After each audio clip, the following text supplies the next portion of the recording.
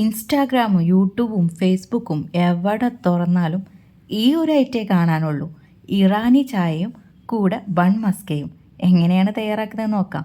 Room ടെമ്പറേച്ചറിലുള്ള butter എടുക്കാം, 100 ഗ്രാമാണ്. അതിലേക്ക് വാനില എസൻസും ആവശ്യത്തിനുള്ള കണ്ടൻസ്ഡ് മിൽക്കും ചേർത്തിട്ട് നന്നായിട്ട് ബീറ്റ് ചെയ്തിട്ട് നല്ല ക്രീം പരുവത്തിലാക്കി വെക്കുക കേട്ടോ. ഇനി നമ്മൾ ബണ്ണൊന്ന് നടുക്ക് കട്ട് ചെയ്തെടുക്കാം. ഇതിൻ്റെ അകത്തേക്കും നമ്മൾ റെഡിയാക്കിയ ക്രീം തേച്ച് കൊടുക്കാം. അതിൻ്റെ സൈഡ് ഭാഗവും ഒന്ന് നമ്മൾ ക്രീം ഒന്ന് കവർ ചെയ്ത് കൊടുക്കുക കേട്ടോ. ഇനി നമുക്ക് ഇറാനി ചായ ഉണ്ടാക്കാൻ വേണ്ടിയിട്ട് 1.5 കപ്പ് വെള്ളത്തിലേക്ക് 3 ഗ്രാമ്പും 3 ഏലക്കയും ചേർത്ത് കൊടുക്കുക. കൂടെ 2 ചെറിയ കഷ്ണം പട്ടയും ചേർത്ത് 1 ടേബിൾ സ്പൂണോളം തേയിലയും ചേർത്തിട്ട് നമുക്ക് തിളപ്പിക്കാൻ വെക്കാം. ഒരു 30 മിനിറ്റ് തിളപ്പിക്കണം. 20 മിനിറ്റ് മീഡിയം ഫ്ലെയിമിലും ബാക്കി 10 മിനിറ്റ് ലോ ഫ്ലെയിമിലും വെക്കണം കേട്ടോ. എന്നിട്ട് ഡിക്കോക്ഷൻ നമ്മളൊന്ന് അരിച്ച് മാറ്റി വെക്കുക. ഇതിലേക്കുള്ള പാലൊന്ന് തിളപ്പിച്ചെടുക്കാം. 1.5 കപ്പ് പാലെടുക്കാം.